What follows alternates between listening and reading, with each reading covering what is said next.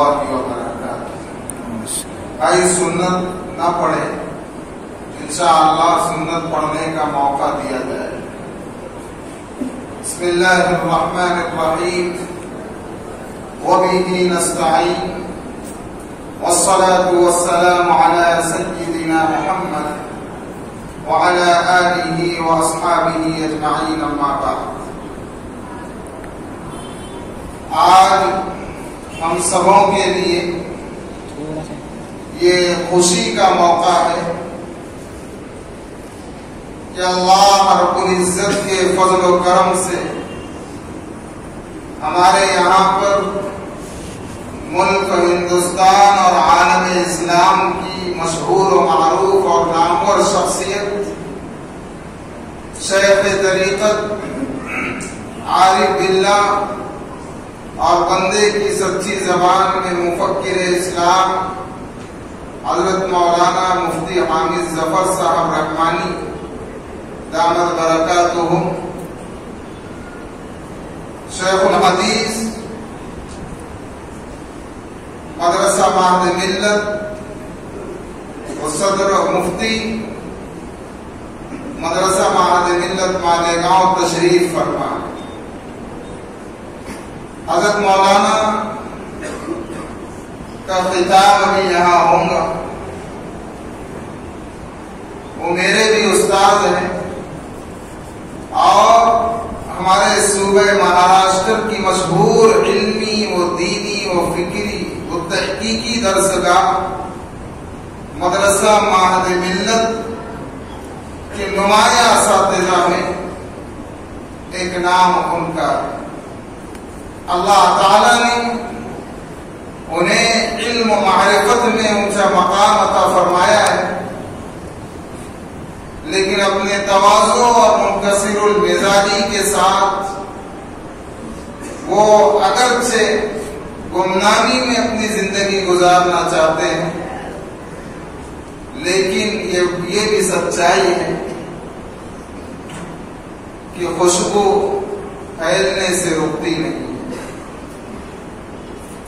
میں اس وقت بڑے ہی ادب اور احترام کے ساتھ استاد محترم حضرت مولانا مفتی حامد ظفر صاحب رحمانی دامت برکاتہم، خلیفہ مجاز حضرت مولانا منیر احمد کالینہ و حضرت مولانا مفتی محمد عمر جون پوری دامت برکاتہم کو اصلاحی خطاب کے لیے یہاں پر مدعو کر رہا ہوں، اس امید کے ساتھ کہ آپ احباب پوری دھیان اور توجہ سے حضرت دامت برکاتہم کا خطاب سنیں گے اور اس پر عمل کریں گے۔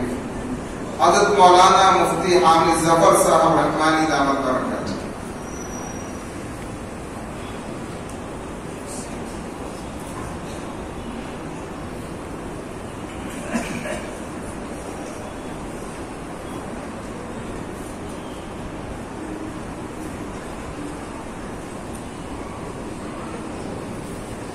بسم الله الرحمن الرحيم، نحمده ونصلي على رسوله الكريم، أما بعد، عن أبي سعيد الخدري رضي الله عنه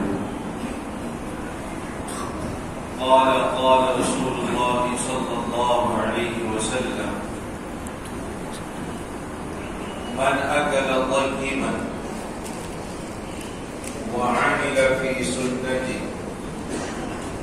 وأمن الناس بوائقه دخل الجنة، أو كما قال عليه الصلاة والسلام۔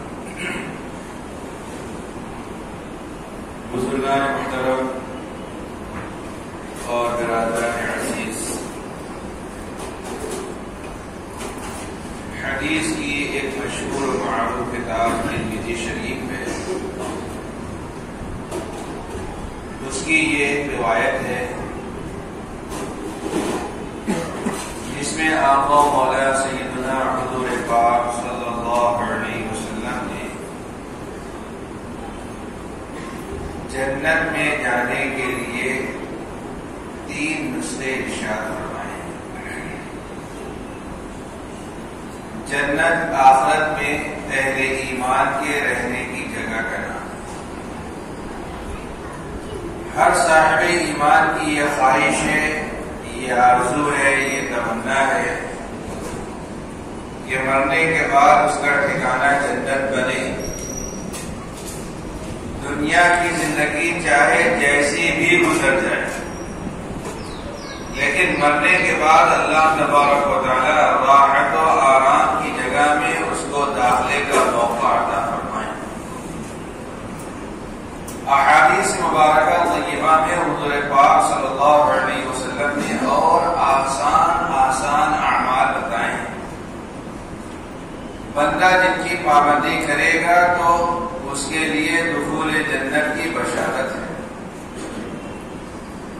حضور پاک صلی اللہ علیہ وسلم نے ارشاد فرمایا ہے کہ جو بندہ وضو کر لینے کے بعد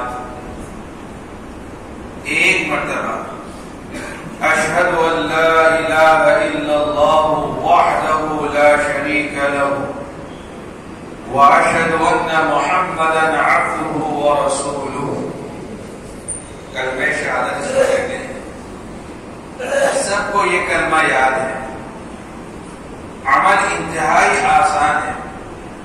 آپ صلی اللہ علیہ وسلم نے ارشاد فرمایا کہ وضو کرنے کے بعد جو بندہ ایک مرتبہ یہ پڑھ لے گا فتحت لہ ابواب الجنت الثمانیہ، اس کے لیے جنت کے 8 دروازے کھول دیے جائیں گے.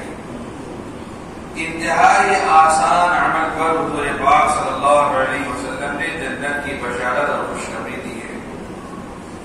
اسی طریقے سے ایک انتہائی آسان عمل ہے. آپ صلی اللہ علیہ وسلم نے ارشاد فرمایا کہ جو بندہ فجر کی نماز کے بعد کسی سے بات چیت کرنے سے پہلے 7 مرتبہ پڑھے اللہم اجرنی من النار، اللہم اجرنی من النار، اللہم اجرنی من النار، اور مغرب کی نماز کے بعد کسی سے بات چیت کرنے سے پہلے 7 مرتبہ یہی پڑھے اللہم اجرنی من النار، تو حضور پاک صلی اللہ علیہ وسلم ارشاد فرماتے ہیں کہ اللہ تبارک و تعالی اس بندے کی دوزخ کی آگ سے حفاظت فرمائے. سورہ اخلاص قرآن کریم کی چھوٹی سورتوں میں سے ایک سورت ہے. سب کو یاد رہتی ہے. کوئی شخص مکتب میں جا کر کے استاد کے پاس تعلیم نہیں حاصل کر سکا، اس کو بھی یہ سورت یاد رہتی ہے. حضور پاک صلی اللہ علیہ وسلم نے ایک لشکر روانہ فرمایا. لشکر واپس آیا تو اس لشکر کے افراد نے حضور پاک صلی اللہ علیہ وسلم سے کہا کہ ہم نے اپنے امیر کا ایک عجیب و غریب معاملہ دیکھا. جب وہ نماز میں کسی سورت کی تلاوت کرتے ہیں تو اس کے ساتھ سورہ اخلاص کی بھی تلاوت کرتے ہیں، پھر رکوع کرتے ہیں. علم تری کیف کی تلاوت کرتے ہیں، سورہ اخلاص پڑھ کر رکوع کرتے ہیں. قل اعوذ بالناس پڑھتے ہیں، سورہ اخلاص پڑھ کر رکوع کرتے ہیں. حضور پاک صلی اللہ علیہ وسلم نے ارشاد فرمایا کہ ان سے پوچھو کہ وہ ایسا کیوں کرتے ہیں. صحابہ کرام نے ان سے پوچھا تو انہوں نے کہا کہ مجھ کو اس صورت شریفہ سے محبت ہے. اس میں اللہ تبارک و تعالیٰ کی صفات کا بیان ہے. چونکہ اس صورت شریفہ میں اللہ تعالیٰ کی صفات کو بیان کیا گیا ہے، اس لیے اس صورت شریفہ سے مجھ کو محبت ہے. صحابہ کرام نے حضور پاک صلی اللہ علیہ وسلم سے جا کر کے ارشاد فرمایا تو آپ صلی اللہ علیہ وسلم نے یہ بات ارشاد فرمائی کہ ان سے کہہ دو کہ اس صورت کی محبت نے ان کو جنت میں داخل کر دیا، یعنی ان کے لیے جنت میں جانے کا فیصلہ ہو گیا.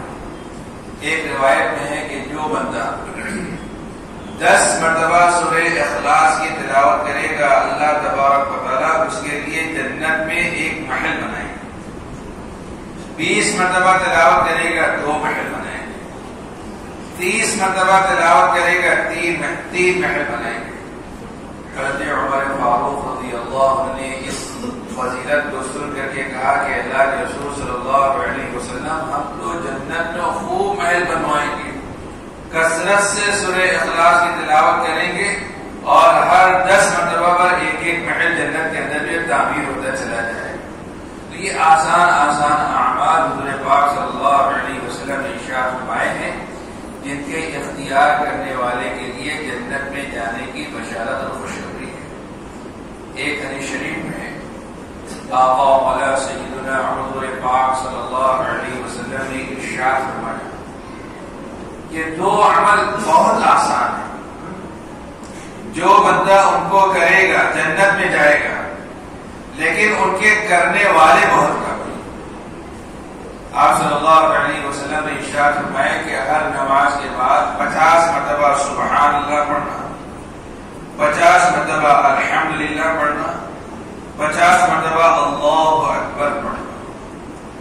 ان تسبیحات کے پڑھنے کے اعتبار سے مختلف روایات ذخیرہ احادیث کے اندر جو ہیں، مشہور و معروف روایت یہ ہے کہ ہر نماز کے بعد 33 مرتبہ سبحان اللہ پڑھیں، 33 مرتبہ الحمدللہ پڑھیں، 34 مرتبہ اللہ اکبر پڑھیں۔ اکثر علماء مشائخ کا اسی کے اوپر عمل ہے، اور آپ صلی اللہ علیہ وسلم نے ارشاد فرمایا کہ ہر نماز کے بعد جو بندہ ان کلمات کو پڑھے گا تو ان کلمات کا پڑھنے والا کبھی ناکام و نامراد نہیں ہوگا۔ تو یہ روایت جو بیان کر رہا ہوں وہ اس انداز سے آپ صلی اللہ علیہ وسلم نے ارشاد فرمایا کہ ہر نماز کے بعد 50 مرتبہ سبحان اللہ پڑھنا، 50 مرتبہ الحمدللہ پڑھنا، 50 مرتبہ اللہ اکبر پڑھنا۔ یہ گنتی کے اعتبار سے 150، لیکن اجر و ثواب کے اعتبار سے 1500۔ اسی طریقے سے رات میں سوتے وقت 33 مرتبہ سبحان اللہ پڑھنا، 33 مرتبہ الحمدللہ پڑھنا، 34 مرتبہ اللہ اکبر پڑھنا۔ یہ کلمات گنتی کے اعتبار سے ہیں 100، اجر و ثواب کے اعتبار سے 1000۔ حضور پاک صلی اللہ علیہ وسلم نے ارشاد فرمایا کہ کون بندہ ایسا ہوگا جو دن رات میں 2500 گناہ کرتا ہوگا، اس کے گناہ سے زیادہ نیکیاں اس کے نامہ اعمال کے اندر لکھی جائیں۔ صحابہ کرام نے پوچھا کہ اللہ کے رسول صلی اللہ علیہ وسلم جو بندہ یہ عمل کرے گا جنت میں جائے گا، اور عمل آسان بھی ہے، لیکن کیا وجہ ہے کہ کرنے والے کم ہیں؟ آپ صلی اللہ علیہ وسلم نے ارشاد فرمایا کہ بات یہ ہے کہ جب بندہ نماز کی نیت باندھ کر کے کھڑا ہوتا ہے تو شیطان آتا ہے اور بھولی بھیسی باتیں جو اس کو یاد دلا دیتا ہے۔ نماز سے پہلے جس کا تصور بھی نہیں تھا وہ باتیں شیطان میں آ کر کے یاد دلا دیتا ہے، بس وہ بات کام یاد آ جاتا ہے، جلدی سے نماز پوری کر کے اس کام کو کرنے کے لیے نکل جاتا ہے، تسبیح پڑھنا رہ جاتا ہے۔ رات میں سونے کا وقت آتا ہے، تسبیح پڑھنا چاہتا ہے، لیکن شیطان آتا ہے تھپکی دلا کر کے سلا دیتا ہے، تسبیح پڑھنا رہ جاتا ہے۔ لیکن اگر کوئی بندہ ہمت کر کے ان تسبیحات کی پابندی کر لے، چلتے پھرتے دوڑتے بھاگتے کسی بھی طریقے سے ان تسبیحات کا اہتمام کر لے تو اللہ تبارک و تعالیٰ اس کے لیے آخرت میں دخول جنت کا فیصلہ فرمائیں گے۔ تو یہ آسان آسان اعمال ہیں۔ جو حدیث شریف میں نے تلاوت کی ہے اس میں حضور پاک صلی اللہ علیہ وسلم نے 3 اعمال بیان کیے ہیں، اور ان اعمال پر بھی حضور پاک صلی اللہ علیہ وسلم نے جنت کی بشارت اور خوشخبری سنائی ہے۔ اس میں پہلا عمل یہ ہے حلال اور پاکیزہ کھانا کھانا۔ شریعت مطہرہ کے اندر اللہ کے اتارے ہوئے پاکیزہ دین کے اندر حلال اور پاکیزہ کھانا کھانے کا حکم دیا گیا ہے، اور حرام سے اجتناب کی تاکید کی گئی ہے۔ جو بندہ حلال کھانا کھاتا ہے اس کی برکات کو محسوس کرتا ہے، اور جو حرام کا ارتکاب کرتا ہے تو اس کی نحوست اور بے برکتی کو بھی وہ محسوس کرتا ہے۔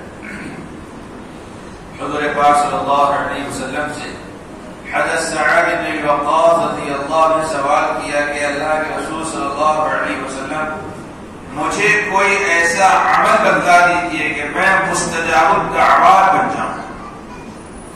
تو حضور پاک صلی اللہ علیہ وسلم نے ارشاد فرمایا کہ یا سعد اطب مطعمک تکن مستجاب الدعوہ، یعنی اے سعد اپنے لقمے کو پاکیزہ بنا لو، اپنے کھانے کو پاکیزہ بنا لو، تم مستجاب الدعوات بن جاؤ۔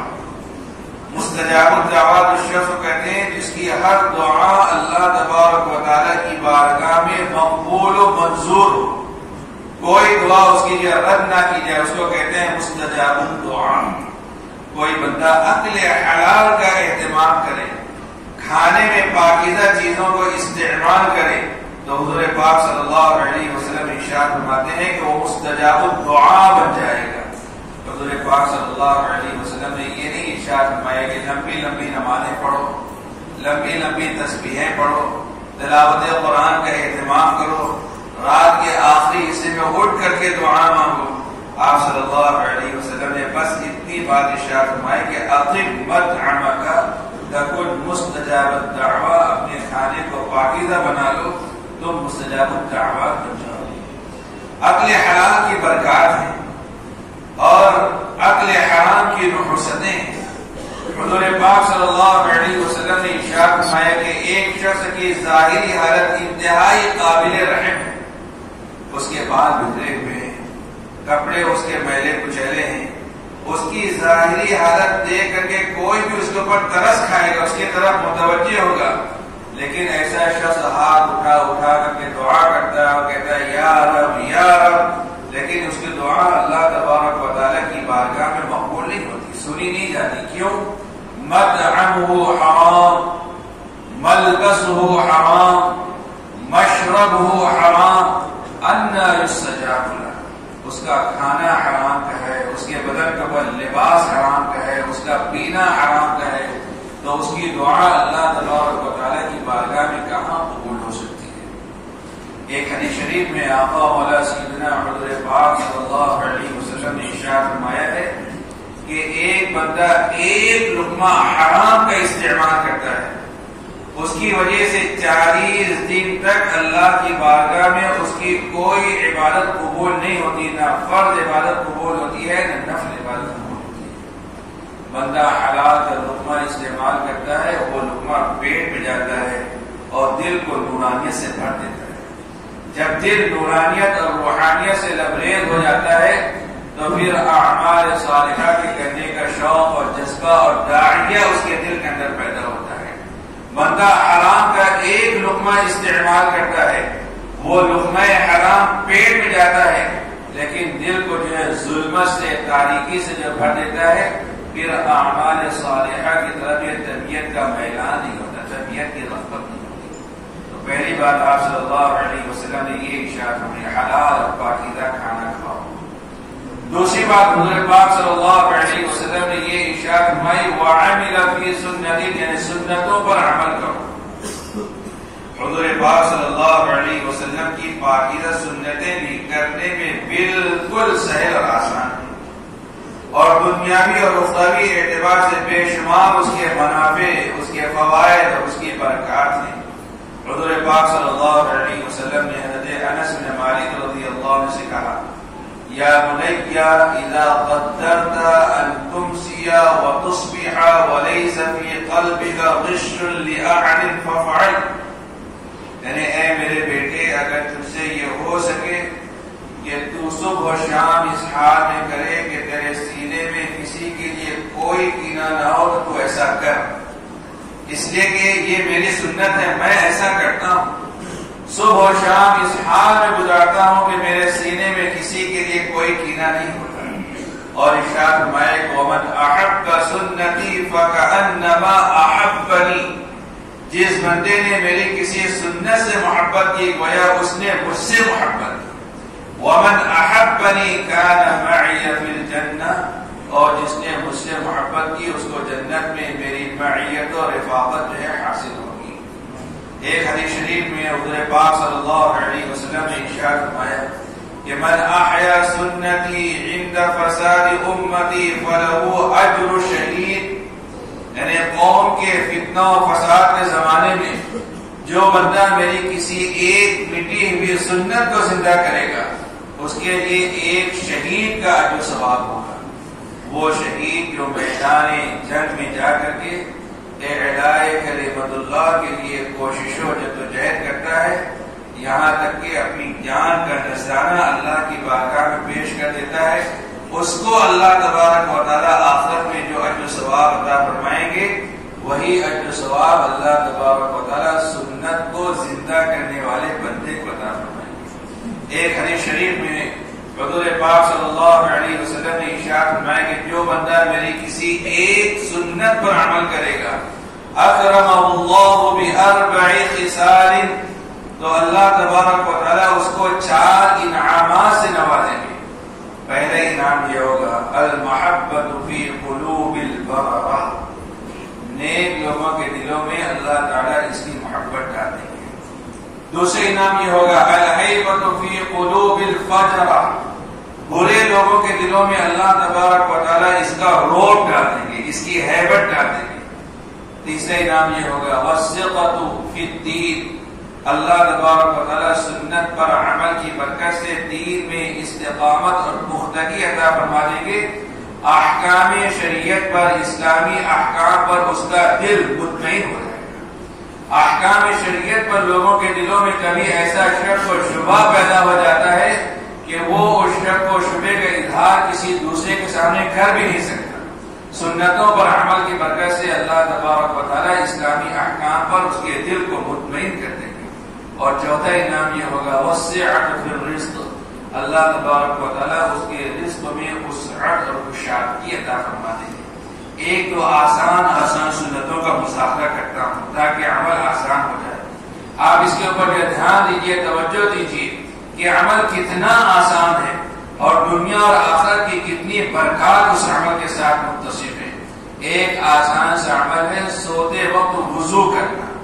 بندہ جب سونے کے لیے بستر پر جانے لگے تو وضو کر لے اور جا کر کے سو جائے۔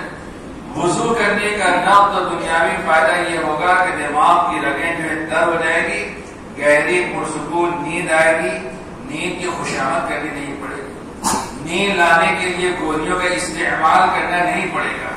صرف اس سنت پر عمل کی برکت سے اللہ تبارک و تعالیٰ نیند کا مسئلہ جو حل کر دیں گے۔ یہ دنیا کا فائدہ ہے، مومن کے پیش نظر آخرت کا فائدہ ہوتا ہے اور اسی کے لیے وہ عمل کرتا ہے۔